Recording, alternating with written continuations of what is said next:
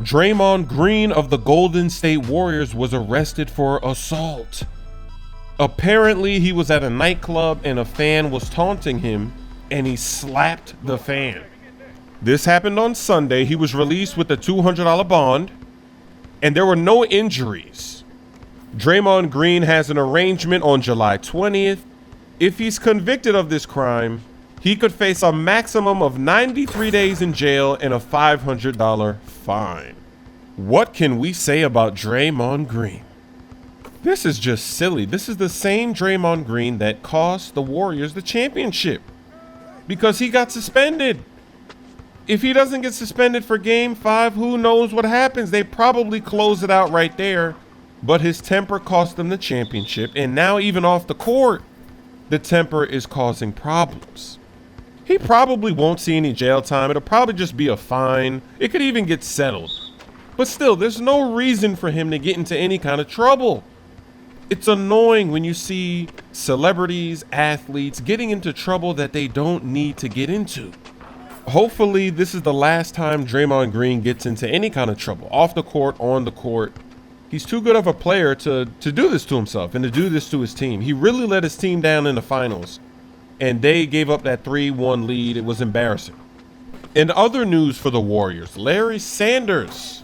There's rumors that he might be signing with the Golden State Warriors. If you don't know who Larry Sanders is, he was a great basketball player, great defensive player, shot blocker, rebounder. He played for the Milwaukee Bucks, and in 2014, he gave up. It was one of the weirdest things we've ever seen. He just decided he didn't want to play basketball anymore, and he negotiated a buyout with the Milwaukee Bucks, and he's still getting paid from that buyout, actually. He's getting just under $2 million every year until the 2021 season. The 21-22 season, actually. So these rumors of Larry Sanders to the Warriors, it all started with a tweet, actually.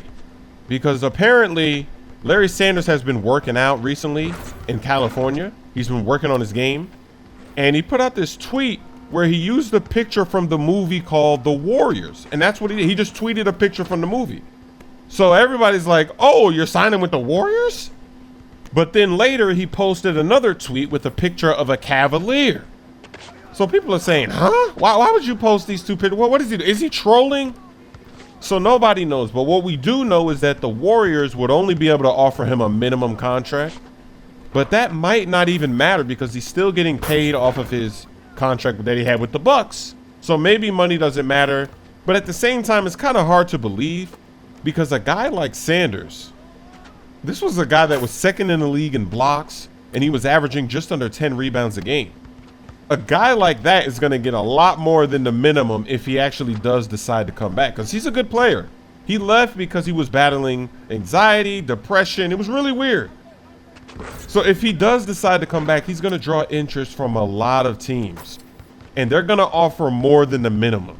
Because you see how these big men are getting paid out here. He would get paid a good amount for what he does. Even though he would be a perfect fit for the Warriors, because that's what the Warriors need. They need somebody like Larry Sanders. They need to somehow, some way get a good center, a good defensive center and rebounding center to balance out everything else that they have going on. He would be the perfect fit. But this is fueling the conspiracies. This would be cheese if he signs with the Warriors. But I believe other NBA teams would be willing to offer more just to make sure that they don't get him. In fact, the Cleveland Cavaliers, they just signed Chris Birdman Andersen. He used to be on the Miami Heat. He's a good shot blocker, decent rebounder. Even though he's getting old up there and he's going to have to retire soon, they just added him to the team, and many people believe they signed him so that the Warriors could not sign him. And what makes it interesting as well is that Tyronn Lue said that they signed him, but it's not official yet. Some more NBA rumors. Rudy Gay. The Kings are definitely shopping Rudy Gay. And about a week ago, the Indiana Pacers were the team known to be chasing Rudy Gay. But now all of a sudden we're hearing that it could be the Boston Celtics. In fact, today there's reports that the Celtics have made significant progress in acquiring a star player. The Celtics are definitely trying to make moves. Maybe it's Rudy Gay, maybe it's Westbrook. Who knows who it is, but the Celtics are not stopping where they are right now.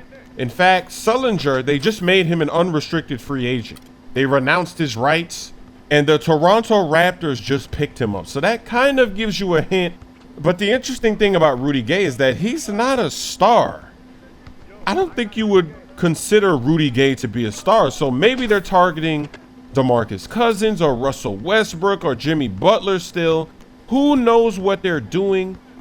But I can't wait to see how this turns out, because they're obviously plotting and planning and trying to do something. And you can't forget that it was the Celtics that put together that big three with Kevin Garnett, Ray Allen, Paul Pierce. They know how to make these trades. They know what they have to do, so they're trying. They're on the phone. They're offering up deals. It's very exciting. The Eastern Conference is actually looking like it's going to be pretty competitive and pretty interesting. Obviously, the Cavs are still the favorites to just make it to the finals again, but maybe they'll have some resistance in the playoffs. It'll be a little more interesting instead of seeing them just roll right through a couple of rounds. Tim Duncan was the Rookie of the Year. He won 5 NBA championships, 2 regular season MVPs, 3 NBA Finals MVPs. 17 of the 19 seasons that he played, the Spurs had at least 50 wins or better.